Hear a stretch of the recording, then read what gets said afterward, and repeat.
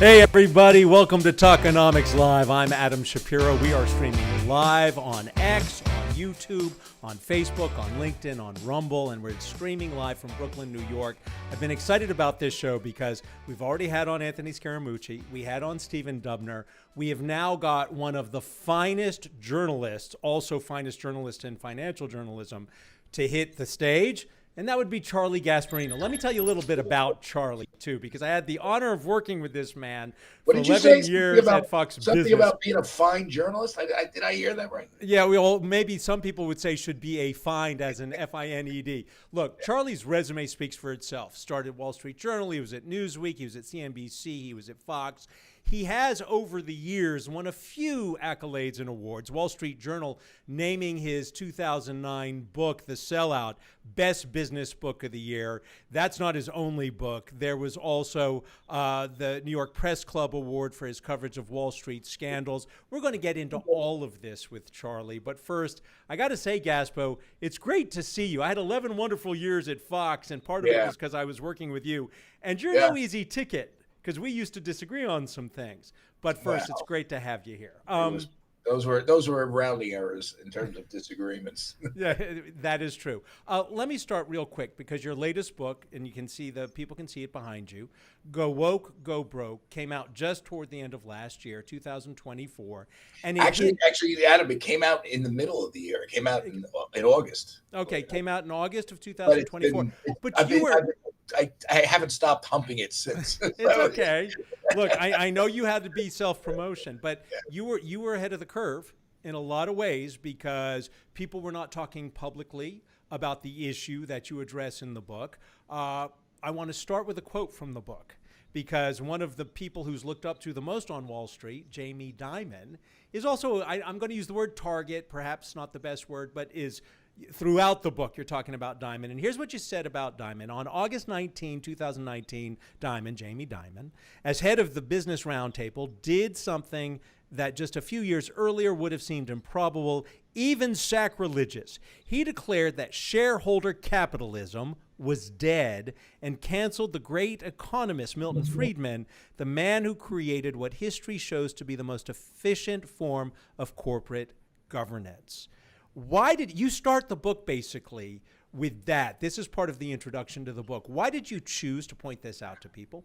Well, I think the whole fulcrum of wokeism, as it permeated the corporate boardroom, is this one act that went down. And Jamie Dimon is a man I have a lot of respect for. I've covered him for years. I joke with him when I saw him not too long ago. I said, we've known each other and neither of us had gray hair, which is very true.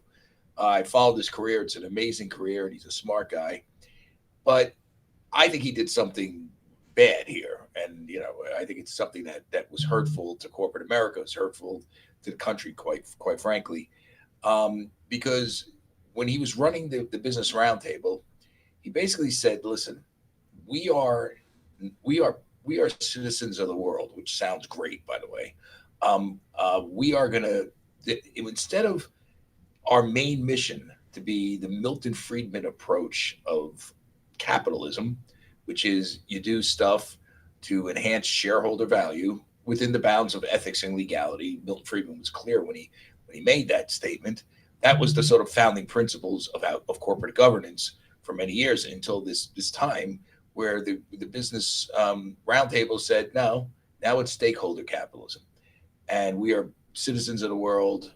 We believe in we're gonna try to make the environment a better place.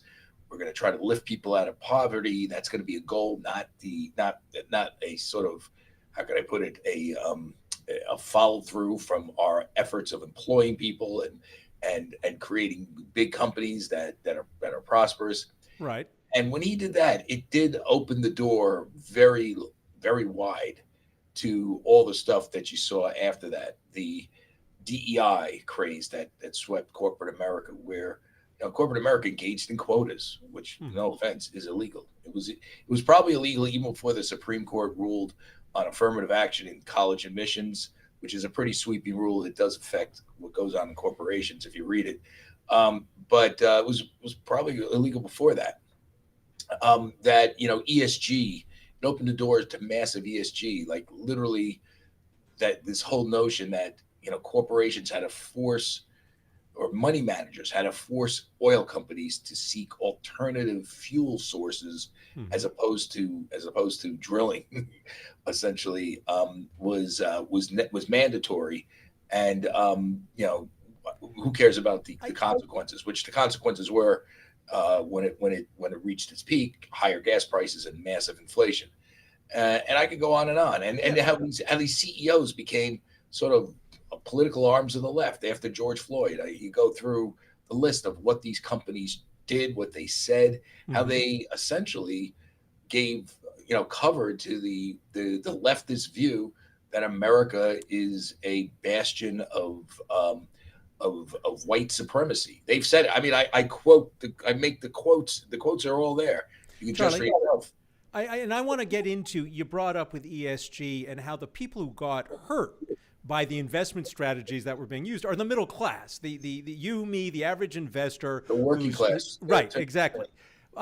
First, I got to shout out, we got 400 viewers watching live on X, and I want to remind everybody, we've dropped a link. You get to ask Charlie whatever you want to ask Charlie. We are screening a little bit, but Charlie can handle himself. I mean, the guy, you box, don't you? I Aren't you a used to. boxer? You used to be a boxer. Okay. I mean, listen. When I was a kid, I fought a lot. Yeah. I fought for a guy named Jack Malanafi, who's unfortunately and Marsh Haddad. Jack's no longer with us, but I did it through high school, and I still hit the heavy bag. Yeah, okay. Well, we want to let people ask you questions because you've got a 30 plus year, close to 30 plus year career covering Wall Street. And you and I have both lived, as have many of the people watching, lived through the ups and downs and the craziness of Wall Street. And I want to get into the book and why you chose this topic. But let's go back a little bit because it's the sellout. And what I think when people think of you, and we've just had a very robust endorsement of capitalism, I think you and I would agree it is the best solution to so many problems. And it has problems, don't get me wrong, but hey, it's so much better than the alternative.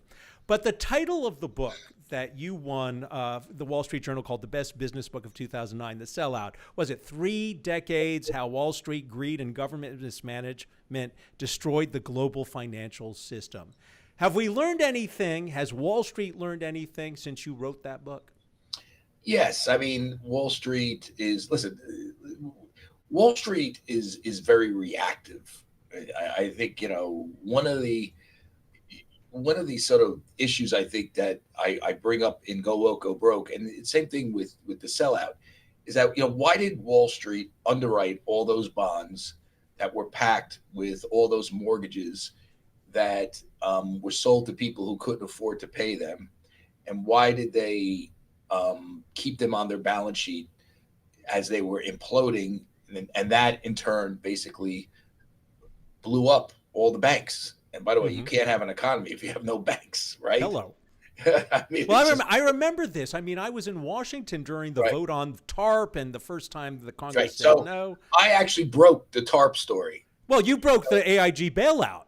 I did that too. But I remember I was on with Maria Bartiromo, and I was on CNBC, and I broke the TARP story. I did it. I had Steve Leisman was in one screen, I was in one, and we kind of unrolled this thing about what they were planning, which was essentially, this new massive bailout, and how my sources were on Wall Street telling me this, and I cautioned everybody, said I don't have all the details. Remember, I'm reporting this. This is going to bail out Wall Street, and so it's a positive for Wall Street. So be careful. I do not have this from the government just yet. I got it from people that were talking with Hank Paulson, who was then the former Goldman Sachs CEO, was then the Treasury Secretary for George Bush.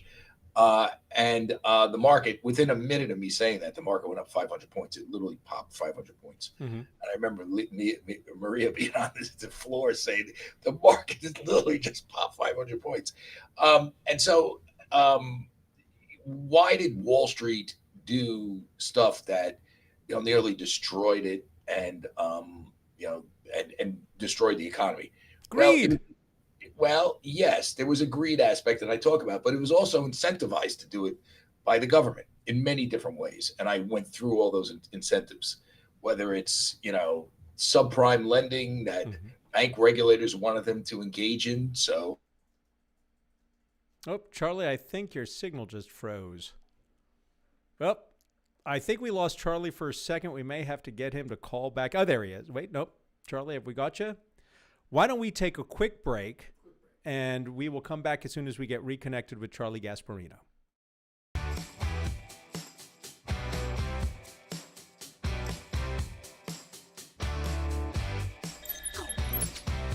All right, we're back with Charlie Gasparino. We're having some internet issues. Perhaps the folks at Fox were not happy. You mentioned your previous employer, CNBC.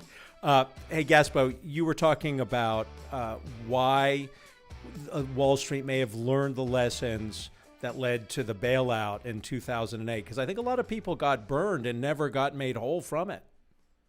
yeah, I mean, but what I was really the point I'm trying to make is that Wall Street reacts to incentives. There were government incentives that made them do really stupid things that led to the 2008 financial crisis. And we could do a deep dive into that. And those incentives included, the government forcing banks to do subprime loans because the homeowner at that point,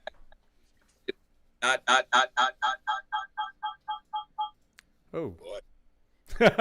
That feedback. You got your computer still on? Maybe that's the feedback situation. Shut that off. Yeah. Okay. So keep going. Well, you were talking about subprime mortgages. There were a bunch of hearings, and the people who, the Community Reinvestment Act is what you're talking about, CRA, they would tell you that didn't lead to it. So what would you say to them? They would tell you that. There was never one reason why anything happened. And I'm not talking about the Community Reinvestment Act here. That's a piece of it. The other piece of it was literally the government telling banks to make more subprime loans.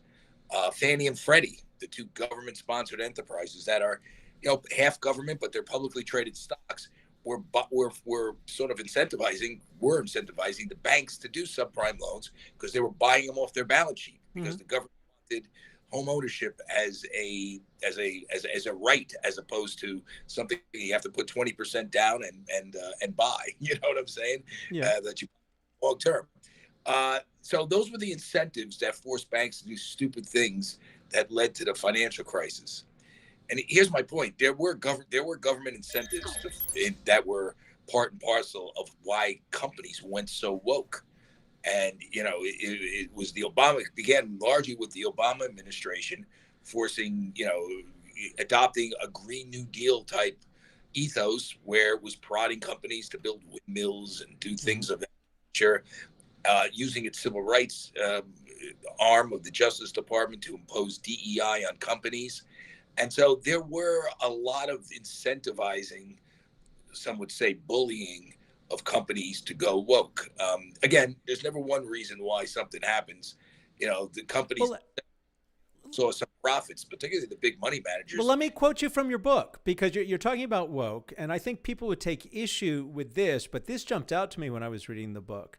And what you write is, as pillars of the American establishment went, quote, woke, the sometimes overused term that so perfectly describes the progressive groupthink that seeks to remake the country and its culture into a left-wing hellhole, being Southern, white, and conservative makes you a triple threat to mankind, even at a business dinner. Right. Well, you have to get the context of that. What happened was, context was that at Goldman Sachs, these young deal associates were thinking about work. They had to work late on a deal, and they wanted to get food. And somebody suggested, because kids like Chick-fil-A, right? And then about 2 or 3 people chimed in and says, no, Chick-fil-A is run by these guys, the Cathy family, who are Southern Baptists and fundamentalists and anti-gay. And then the argument ensued. And then I guess they decided not to eat Chick-fil-A. Maybe they went to something more culturally appropriate, like Chinese food. I have no idea. But that was the backdrop of that, the Wall Street ethos, even and by the way, both at the top and the bottom. Obviously, that's at the bottom rung. That's at the associate level. But the CEOs engage in the same sort of discussions, different ways. They do it at Davos.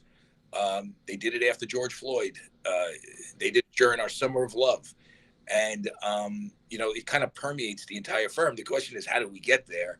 Hmm. And that's kind of what the book tried to narratively explain. And you explained the Goldman Sachs Chick-fil-A thing. You explained very well that the family behind Chick-fil-A was perhaps mischaracterized in some respects. You get into this in the book. I want to ask you this question, though. What does it say about a Jamie Dimon or a Larry Fink, the different people in the C-suite? If one day they're woke and then the next day they're not, and then they go back. I mean, they go back and forth. It seems to me that there's a character issue there. And Jamie Dimon is praised by so many people for the genius he is. But what does it say when you go back and forth the way he has? Yeah, I mean, listen, these are businessmen, right? They like making money, and they like preserving their jobs and their institutions. And I guess the best you could say about that is that they have no moral guideposts, or their moral guideposts are few and far between.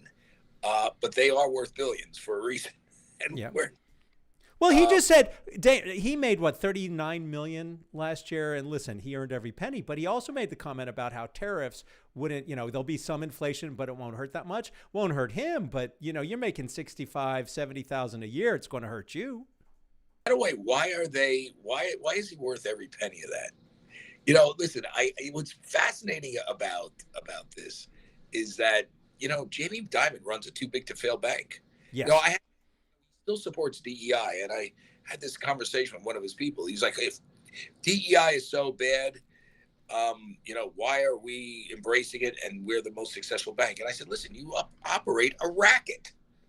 You are too big to fail, means you borrow cheaply and you can lend at a higher rate. It's guaranteed money. As much as I like Jamie, he ain't that smart. He's not creating the next, he's not putting men on the moon like Elon Musk. No offense.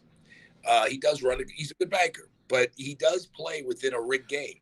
Well, let's talk about the rigged game. Because when I was at Fox and I covered Madoff, and I interviewed Madoff in jail.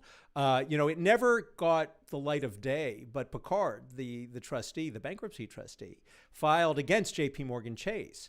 And it was thrown out of court on standing, not on merit. And in that filing, they talked about how JP Morgan Chase people, I'm not saying Dimon, but people at Chase, knew Madoff was a Ponzi scheme.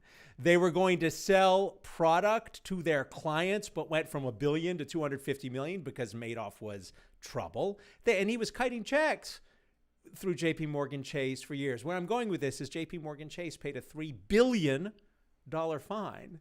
I mean, it's the cost of doing business, but they didn't have to say they did anything wrong, and they paid $3 billion. Is that what you're getting at with Jamie? Right.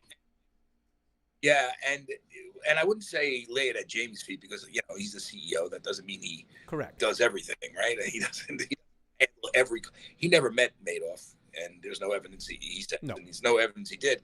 I did cover a lot of that, including the notion that people were warning their supervisors about Madoff at the time. There was a degree of warning, and they still their explanation is that, well, we're a highly regulated bank. He got out of jail. He's you can't just cancel his account because he's done nothing wrong. And although they sure do cancel conservative accounts, so we've been learning much more about this lately as Donald Trump brought it up, the president. But that was their excuse, and it bit him in the ass, obviously. Again, these are big, unwieldy, sort of bureaucracies. And, sometimes you don't know, the left hand doesn't know what the right hand's doing. I think a lot of that occurred during the financial crisis. Mm-hmm. The woke thing was different. There was almost a directive from the top. You know what I'm saying? See, you can almost say the 2008 financial crisis occurred because these big banks, right? They merged commercial banks and trading platforms, right? Investment banks. They merged them together by getting rid of Glass-Steagall. You had Citigroup, you had JP Morgan, you had a bunch of them. Smaller banks, and they had balance sheets to essentially go after deals, use their balance sheet. Smaller players like Goldman, but really like Bear Stearns and Lehman, the first two to implode, had to compete with way out on the risk spectrum. But you could basically said that the, that those big banks that were at the heart of the financial crisis, and I would say that would be Bank of America, Merrill Lynch, Citi, right? Not so much Jamie. He kind of kept out of it, although you never know if that toilet kept flushing, it could have flushed him. well, he got Bear Stearns originally at 50 cents on the dollar, and then they had to up it to 2. But go on. It was $1 on the dollar, and then it went up to 10. No, it went up, no, for $2, then it went up to 10. I remember covering it. So, but my point is, you can make the case that the investment bank did all those crummy deals, right, underwriting that stuff, and it kept and when they couldn't really unload it fast enough, they literally kept it on the balance sheet of the entire institution, and that's and maybe, you know, because the place is so big, the guys on the commercial side didn't notice it. It was such a clusterfuck, so to speak, that you didn't notice, because it was kind of like done in these sort of silos. Yes. You can't say that with the woke stuff. It was intentional. It was intentional. It was directed from the top. I proved that, you know, and it permeated all the way to the bottom. It was corporate policy, and But let me ask you this. I would say is the key differences here. Let me ask you this about that. We know that banks, you know, we can talk about the sins of the country. We can talk about the sins of the banks, redlining, those kinds of things. Should institutions be part of some kind of amends to those who were wronged in the past? I mean, that, I think, is what DEI and woke are essentially trying to get at. I'm not 100% sure. Please don't quote me. But should institutions, I mean, like Lehman Brothers, you know, if you go back, even though they're not in business, made its fortune because they were trading cotton that was grown on farms that was being harvested by slaves. Whole different issue. Should institutions that exist today make amends for the sins of the past? And if so, how do you do that? Well, I mean, no, I don't think so. And, you know, I don't think the government should even do that. I mean, the America of today is much different than America of 1865. Yes. Or the South during Jim. My family didn't get here until the 20s, or, right. You know, part of the family. You know, they were poor Italian immigrants. They were packed into slums. My grandfather grew up in East Harlem in a slum. My mother's side grew up in Mulberry Street area, which was kind of a slum. And they lived in tenements. And, you know, to say that, you know, you got to pay, you know, X amount of reparations because of right. You know, some dude in the South, is absurd. And I think that's the problem with reparations or DEI. It's really, you know, this is a different country. It's an immigrant country, huge change in population. And then you got to ask yourself, you know, is this the right way to go about trying to, you know, get people, trying to pull poor people, if they're minorities, up from the bootstrap, you know, pull them up in society? And I would say, no, it's not. It's probably counterproductive. If you really want to help minorities, you know, maybe school choice is a better avenue to making people, you know, yeah. And one other thing I would say is that what you're presupposing is that there's no poor white people. I mean, right. Here's the problem, I think, that where they went with this stuff. They went so overboard. I mean, literally, the notion of affirmative action, which kind of is the basis for DEI, right? And it occurred back in the late 60s or maybe early 70s. Nixon was the president. You know, the notion was to give the ancestors of slaves who just years before were suffering from Jim Crow, black people, American black people, a helping hand. That turned into this sort of system where you could be the rich offspring of a South American dictator and get DEI benefits from JP Morgan. It makes no sense. You know what I'm saying? It literally suggests that everybody that has a Hispanic name is Hispanic and not white. And we know Cubans are white. Many of them are black. But there's the same racial dichotomy that occurs in South America as occurs here. Yet they're all treated like they deserve DEI, and they're treated like an oppressed class. And it's absurd, and you know, and it's illegal. And And I get into all this stuff. So I did speak with somebody in this about marketing to Hispanics. Mm-hmm. And it's in one of the chapters. And I said, you do understand that Mexicans are different than Cubans. Cubans are different than people from Panama. They're all different. Some of them are black. Some of them are white. Some of them are mixed race. That is true. There are class distinctions in South America. Why are you treating them all like the same? It's Mira, absurd. estoy de acuerdo. My stepfather was from Cuba, so it's Oh, exactly what I'm talking about. yeah, no, I get it. I get it. In 19, I'll give you a little anecdote here. In 1996 or 7, I was at the Wall Street Journal, and I was doing an investigative report on Miami, Mm-hmm. and there was some corruption down there that it was a financial, but it was financial corruption on involving City Hall and bond market participants, and it was a huge thing. And I remember going down there, and I said, I'd like a racial breakup of the of the population. Let's just Miami-Dade County, Dominican, Puerto Rican, Venezuelan, Cuban. Found out that it was like 60% white. And I was like, what is this? And I talked to the person at City Hall. This 60% white? He goes, oh no, the Cubans are there's a lot of white Cubans here. And then I did I didn't know this. I did Castro. What is Castro? Fidel Castro's family came from Spain. Yeah, Castro's family was wealthy too. They were wealthy landowners from Spain. So right now there's huge racial strife in Cuba right now between the ruling class, which is mostly white Cubans, and the people they rule, which are, blacks and mixed race people. So I'm just saying that, DEI doesn't make those distinctions. And that's why it's such a crude, stupid instrument to handing out benefits. And on top of it, it's illegal because that's not America. America is like, listen, we've been trying to make everything equal for many years. And you don't make everything equal by, tilting the scales to one person based on race. Yeah. Look, you and I both were part of a school system where you had to read George Orwell's 1984, four legs good, two legs bad, 4 legs good, 2 legs better, rather.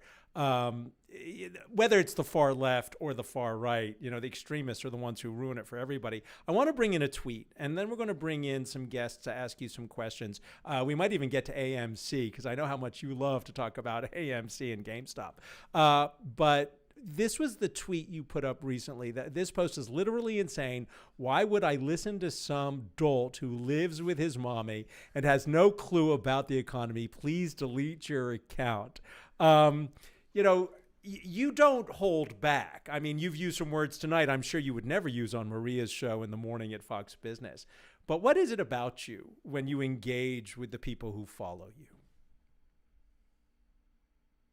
Well, I mean, I think some of it is good. I mean, some of it is a waste of time, obviously. You could be doing it all day because there are people that literally have no time to could completely, they just, spend all day trolling people on X.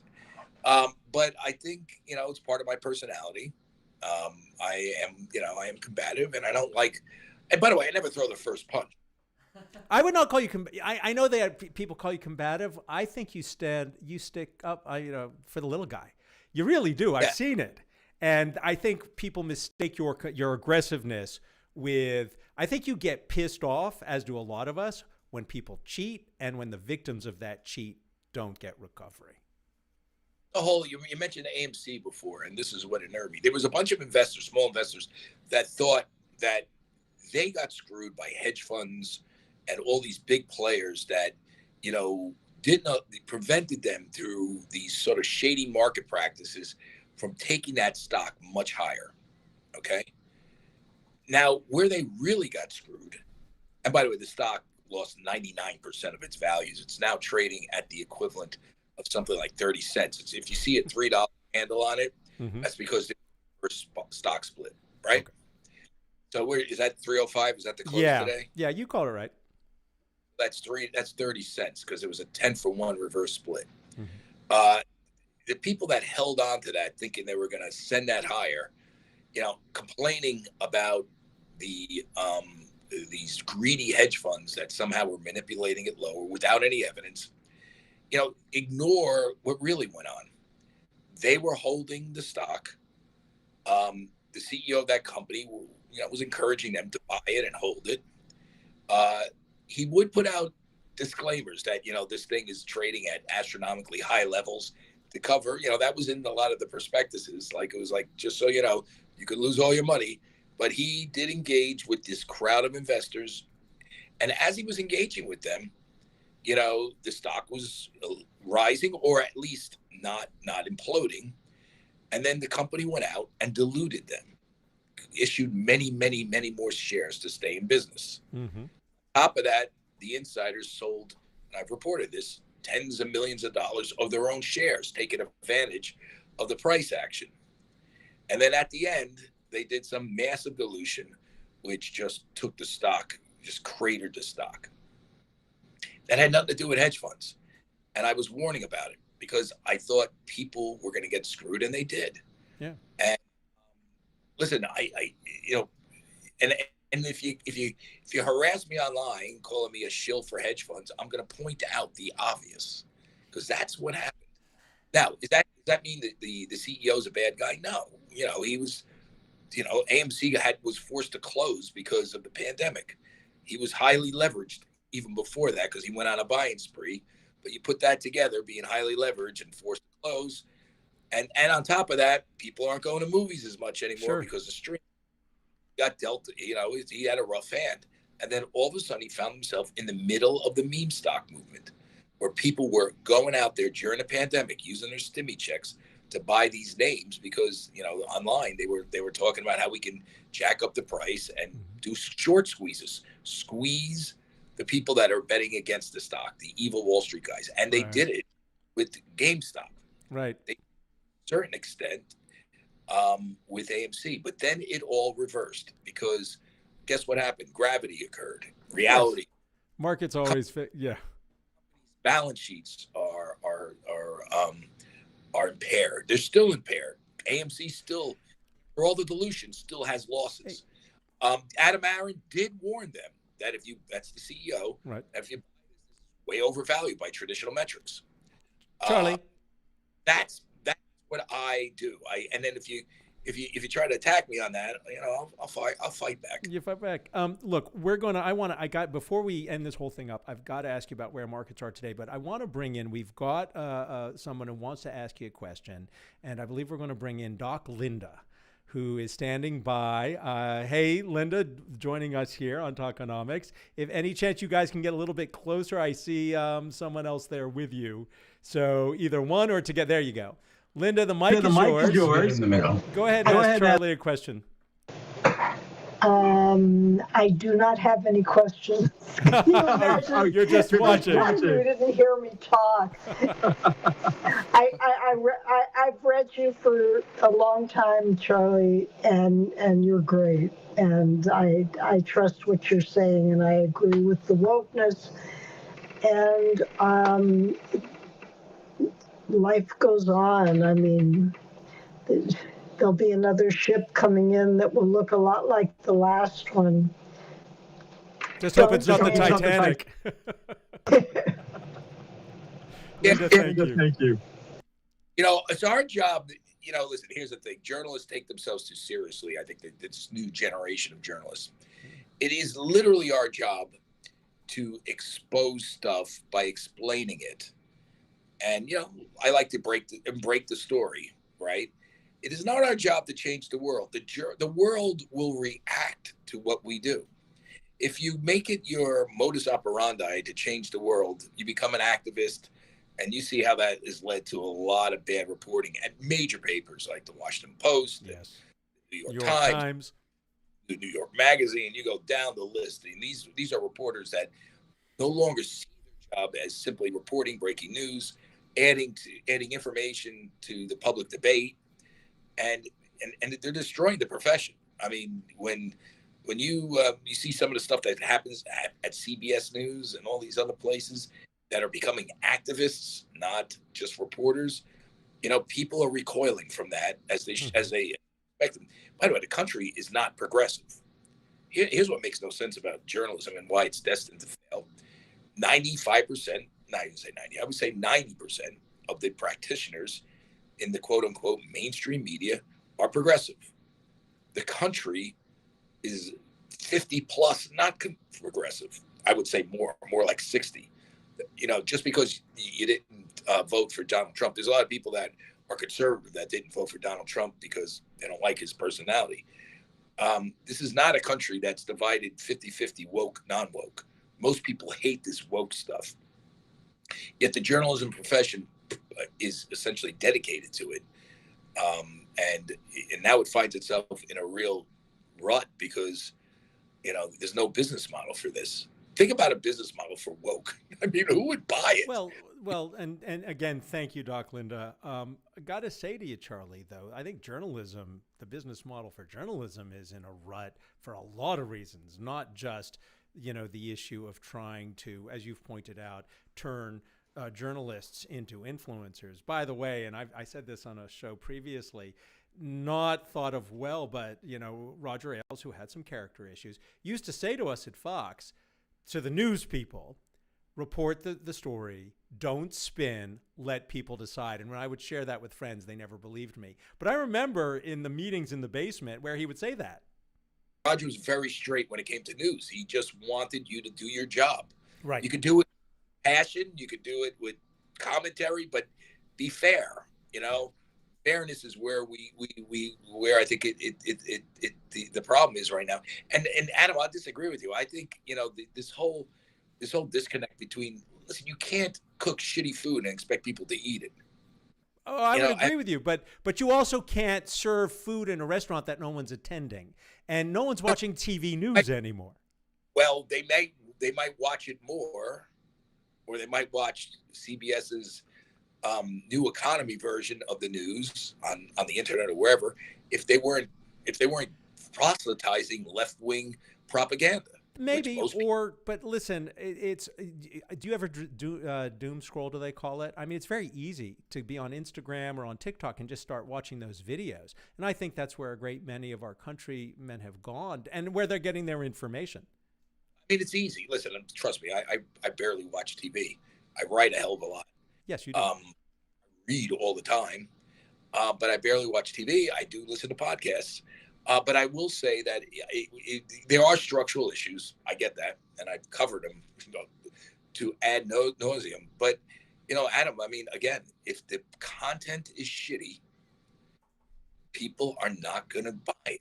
And, I think, you're really playing with fire by not only distributing it maybe in a sort of ancient fashion, which the TV is going way of the news magazine. I worked at Newsweek back in the day when it was a big magazine. That was the first to go.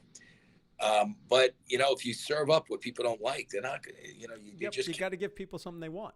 But let me ask you this, because I know a lot of people watching, and I want to know what your thoughts are, where we are today with the market. Because, listen, I need this market to remain healthy and go back up at some point before I pull the plug on a career, and that's still several years away, I hope. What do you think is going on with the markets right now? I mean, it seems like a ping pong effect, especially with the tariff talk. I mean, I can't believe people didn't see the volatility coming. I mean, I knew it. I mean, I used to say it. I mean, Trump was going to be a volatile, different guy. And, listen, we had a predictable guy in there in Joe Biden, who's predictably progressive, who, businesses adapted to that. He was going to spend a lot of money. He was going to impose certain edicts like DEI. He was not going to do he wasn't going to let a lot of M&A go through. I mean, there's a whole bunch of things. He wasn't going to cut taxes. He wasn't going to allow drilling. He wasn't going to engage in a trade war. It's a fascinating sort of contradiction in terms. Joe Biden is against levying tariffs. And I'm not a big tariff guy, but this is kind of a crazy point. But he wants income redistribution for the people that get hurt because of unfair trade practices, right? He wants them to go on get bigger welfare and, and more and more and more. And by the way, he wants to let in illegal immigrants by the millions, and give them free health care, which is essentially what they get through Medicaid and Medicare. And that comes and at the expense of and while they're doing that, they're driving down the base wage rate. So remember, that was Biden, but big business, which is basically what the stock market is, was able to adapt to that because it was kind of what they knew. Trump brings something else, tariffs. They're going to have to adjust to that. That is inflationary. That could cost money to businesses. If there's a problem for big companies because they have supply chain issues, they have to adapt to that. But what I will say this, and that's kind of like what's driving a lot of this right now. Also, immigration is driving this because people are starting to figure out, okay, we can't hire a nanny for below the minimum wage anymore, right? We can't have there's tons of workers in this country that are working off the books, tons, millions, I would say, that don't have health care, that go to hospitals and get free health care. They're getting paid, sort of below market rates, but they'd rather be here than in Venezuela. And there's lots of people like that. The notion is that if you send them all back, there's going to be a degree of inflation, wage inflation. Okay. But think about that. To get rid of inflation, which is a tax on the working class, you bring in cheap labor that depresses the wages of the working class. Again, contradictions. Trump is ending all that. So there's going to be an adjustment. Markets are brutally, wickedly efficient on the downside when they're pricing in downside risk. You saw it in 2009. When markets sent, even though you knew that Obama was, there was TARP, there was the Fed was ready to buy Treasury bonds through QE. It's the market sent the Dow down to 6,000. Look, it's now at 44,000. You see what I'm saying? Yep. So pricing in the good parts about what Trump wants to do. I mean, the market friendly parts, I would say. I'm trying to remain sort of agnostic and try to report out tariffs fairly because, I'm not a tariff guy, never was. Mm-hmm. But let me finish my other point. They're not, the markets are not reflecting tax cuts coming, deregulation, and positive things like that, like maybe a lower 10-year bond yield because, Elon and Doge is cutting a lot of money out of the budget deficit. So there's the good stuff is not being priced in just yet. That's one thing. And the thing on tariffs, I just want to try to be fair about this. We make it sound like there's no tariffs placed on our goods across the world. They started this battle. We're just retaliating and trying to even things up. There is a case to be made about that. You tell me Canada has no tariffs on U.S. goods? Didn't we? But I got to wrap up because I promised I'd get you out of here. And we had the technical issue, but real quick. But President Trump negotiated the NAFTA deal, called it the greatest business deal. I was in Washington covering the White House. I was there. So what happened? Where did it go from great to sour? What happened in the last 7 years? I'd ask him, but I could just tell you there are tariffs on our goods from Canada. And maybe he felt he couldn't go further enough because of Congress. I mean, who knows? I mean, there's a lot of. This is not like this is not an easy thing to do. I will just say this: that all these countries China. I mean, think about it. We're there's all this hand wringing about we're going to disrupt supply chains from China. We're going to impose tariffs on China. They're going to impose on us. China is the most aggressively exploitative trading partner that ever existed in world history. They're a mercantilistic economic system that basically tries to import their stuff, floods the zone with cheap goods. They use slave labor. They penalize companies that try to play in the Chinese market. You got to pay up. You got to give them intellectual secrets. I mean, the whole thing is just rigged their way, and Trump is trying to straighten that out. So remember, what he's saying is not totally absurd, right? I hear you. Okay, Charlie, I've only got a minute. You get 1 minute, Mr. Gasparino, to your final thoughts before we say goodnight. I would just say it's gonna be a rocky road in the markets. It should be. And it should be because, markets price negative news.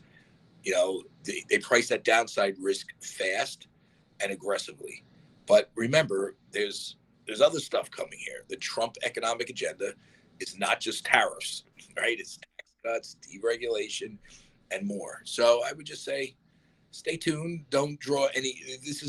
We're in like the third inning, not the seventh. Charlie Gasparino, I miss seeing you at I don't know, with 1211 down Yeah. on 6th Avenue, but it's great to see you and wish you the best. And just to let everyone know, because I know I'm going to get some pushbacks from some friends of mine about our topics tonight. Next week, we have Kareth Foster on, whose Inversity Solutions is about creating diversity without divisiveness in corporate America. But Charlie Gasparino, you can read him in the New York Post, you can follow him on Fox Business, and you can buy his books. All the best to you, and I owe you a scotch. And thank you for watching us tonight on Talkenomics. Got it, Shaps. Talk to you. See you.